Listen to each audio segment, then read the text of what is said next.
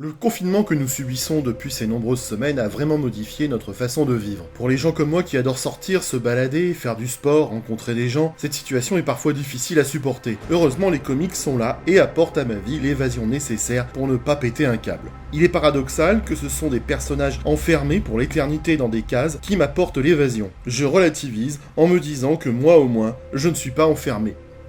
Bon, je vois que vous en avez rien à foutre de ce que je raconte, alors je vais aller chercher un comics pour qu'on le lise ensemble.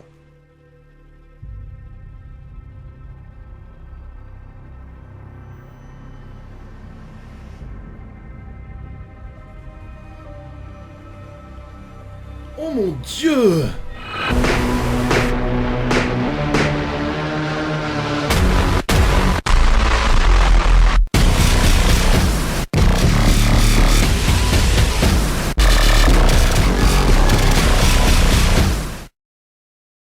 Salut YouTube, c'est Bob Zombie qui une fois de plus va vous parler du bon vieux temps passé, qui est mort et je m'en fous, pour vous dire que les méchants c'est pas nous. On poursuit notre lecture des Special Strange avec aujourd'hui le numéro 23 de mars 1981. La couverture ne paye pas de mine. Une mine!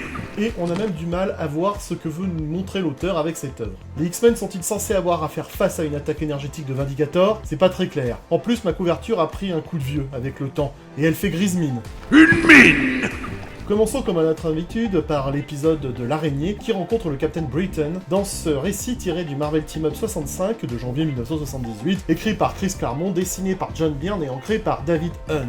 Cet épisode est très intéressant car le Captain Britain fait sa première apparition dans les comics américains en rejoignant Spider-Man pour combattre Arcade, lui aussi débutant dans le monde des super-vilains. Attention, le Captain Britain existait déjà en Angleterre, mais pas encore en Amérique. Le récit nous offre un affrontement entre les deux héros et nous permet de comprendre que les pouvoirs du Captain Bretagne, bah ouais, c'est comme ça qu'on doit le traduire. Bref, ses pouvoirs proviennent d'une amulette et de son sceptre. Le récit revient donc sur les origines du Captain britannique et sur le test de foi qu'il a subi autrefois pour savoir s'il était digne d'être un champion. À la fin du récit, les deux héros costumés sont capturés par Arcade et son fameux camion à ordures spécialement upgradé pour choper les super-héros. Moi je kiffe grave le costume du britannique et quand j'étais gosse, j'essayais de le dessiner sur des bouts de papier, aujourd'hui perdus, et je crois qu'il vaut mieux qu'il en soit ainsi. Quelqu'un m'ayant fait comprendre à l'époque que mes dessins sentaient la merde de dimanche dernier. Ouais, il y a des gens qui sont cruels quand même. Passons au récit de la chose qui cette fois-ci fait équipe avec le gang des Yancey Street. Ce récit est tiré du Marvel 2-in-1 numéro 47 de janvier 1979. Il est écrit par Bill Mantlo et dessiné et ancré par un certain Chick Stone. C'est une histoire qui se veut amusante dans sa première partie avec son anniversaire et la scène où il souffle sur les bougies qui finit par un gâteau pulvérisé par le souffle puissant de ce mastodonte. Rarement tel canular nous aura fait rire.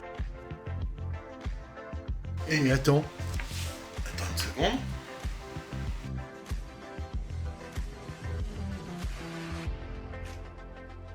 Non, c'est pas possible. Illuminati, you've come to take control. On voit surtout la chose affronter d'étranges androïdes sans visage sortis des égouts. L'affrontement de rue qui s'ensuit est l'occasion de faire agir le Yancey Street Gang avant que la chose ne soit finalement capturée par des androïdes. Dans son antre caché, le cerveau qui est derrière tous ces événements se révèle être Star Saxon, dit l'inventeur, un personnage que je jugerais de déséquilibré, désireux de détruire les 4 fantastiques. Le méchant, le méchant, le méchant, le méchant. J'aurais envie de vous dire que j'ai pris du plaisir sur cette histoire, mais le résultat final se résume à peu près à ça.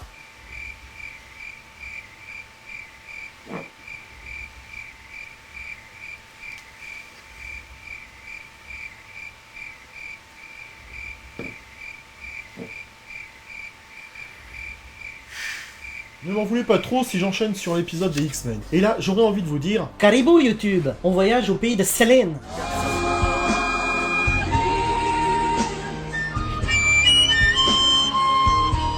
Car en effet, le premier épisode proposé dans ce spécial Strange est tiré de l'Uncanny X-Men 120 d'avril 1979, coécrit par les deux dieux Claremont et Byrne, et dessiné par Monsieur Byrne lui-même, canadien jusqu'au bout des seins, et ancré par Terry Austin. Rien que le titre est un régal, Serval, mort ou vif. La couleur est annoncée.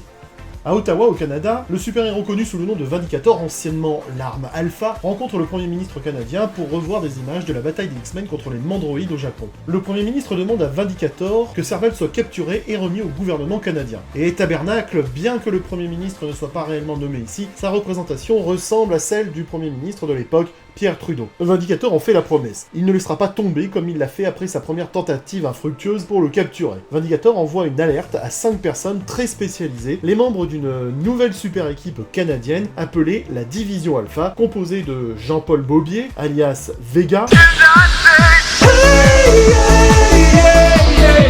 du docteur Michael Tuyungmen, alias Shaman, Et oh, tu arrêtes les clichés? ouais, c'est pas moi, c'est les auteurs, hein. C'est eux qui font dans le cliché. Moi, j'ajoute juste une touche musicale. Oui, bah tu arrêtes. Ok, puisqu'on ne peut plus plaisanter, on enchaîne de façon chiante. Il y a aussi la caporale Anne Mackenzie, dit Arfan, le docteur Walter Langowski, dit Sasquatch, et la sœur jumelle de Jean-Paul. Et je t'ai dit d'arrêter. Purée, mais ça va être chiant si à chaque fois vous êtes offusqués, les mecs. Hein. Et enfin, la frigide Jeanne-Marie, dit Aurora. Il s'agit là de la première apparition de la division Alpha originale, bien qu'on ne voit pas encore les membres en costume et qu'il faudra attendre le prochain numéro. Pendant ce temps-là, au Japon, les X-Men ont fait leur adieu à feu du soleil.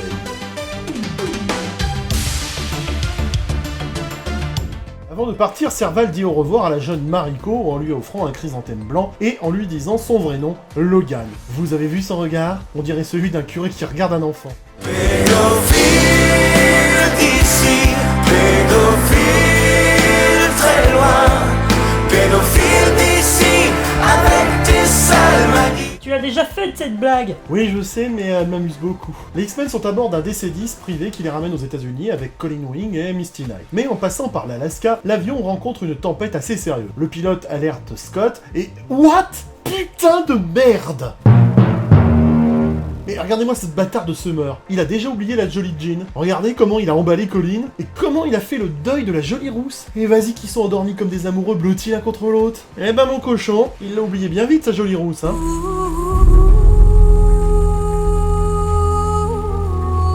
Ah, ça me fout hors de moi des personnages comme ça. Il a laissé tomber ses copains quand ils étaient en danger pour sa nénette, et maintenant il souille la mémoire de Jean en voulant mettre son frétillant rabougri dans la mouillette de Colin. Ce mec me fout la gerbe. Arrêtez l'enregistrement, j'en peux plus de ce type. Hein. Faut que j'aille boire un coup. Hein. Mais quelle honte, franchement, Summer, t'es un minable. Hein. Et une dernière chose, achète-toi une conscience et une respectabilité. Putain, mais fais gaffe au matériel, mec.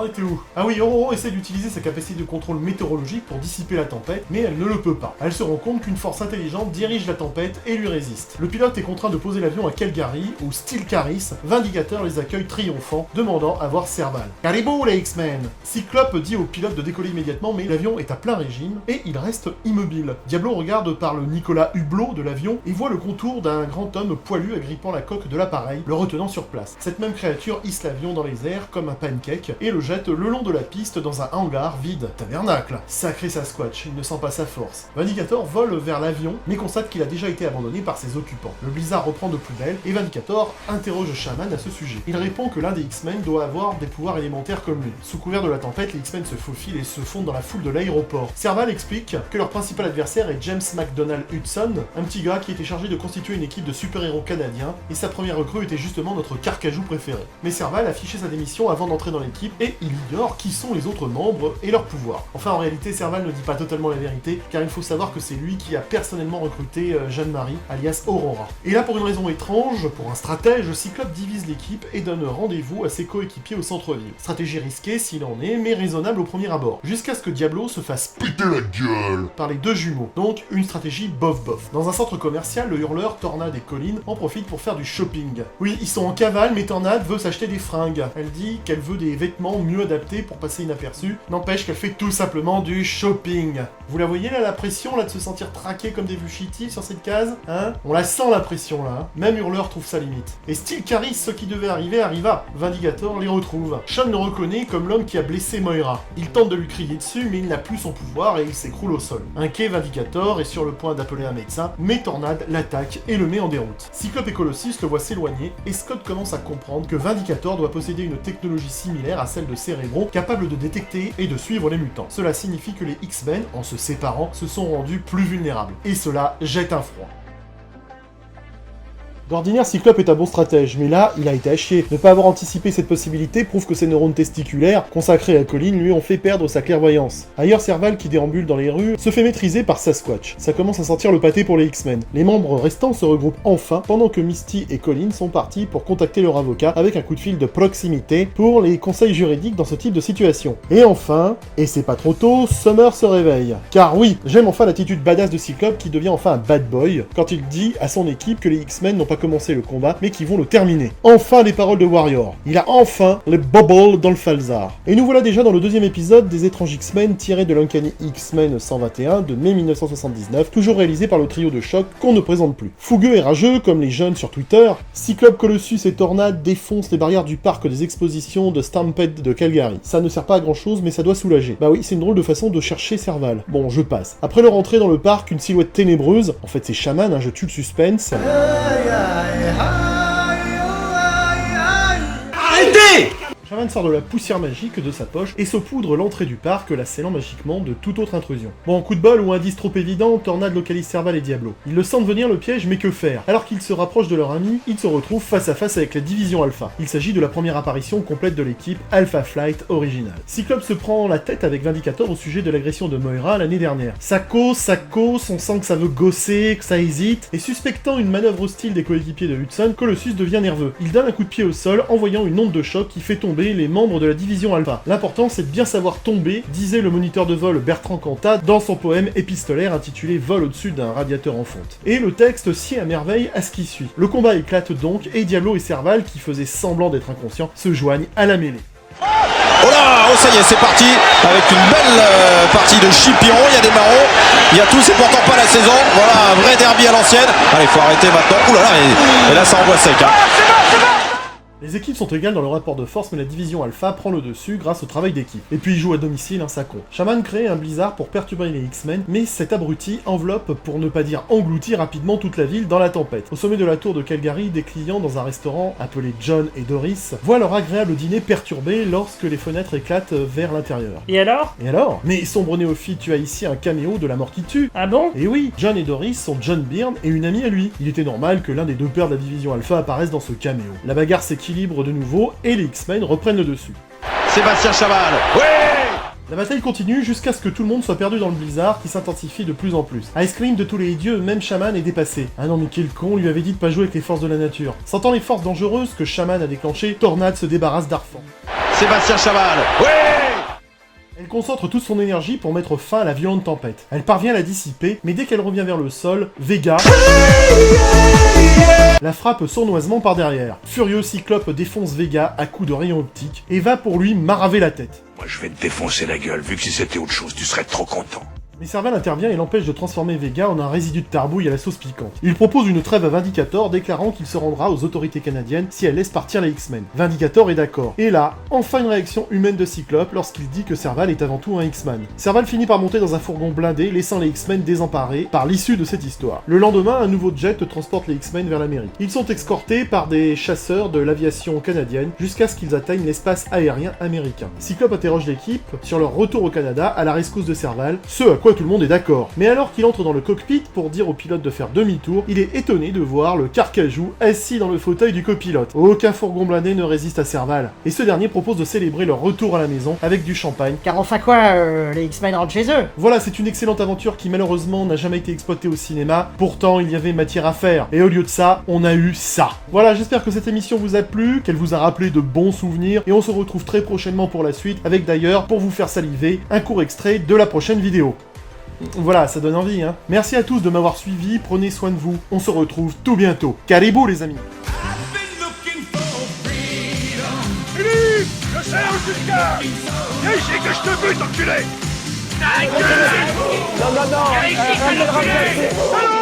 Abdelrahman Dafri. Illuminati.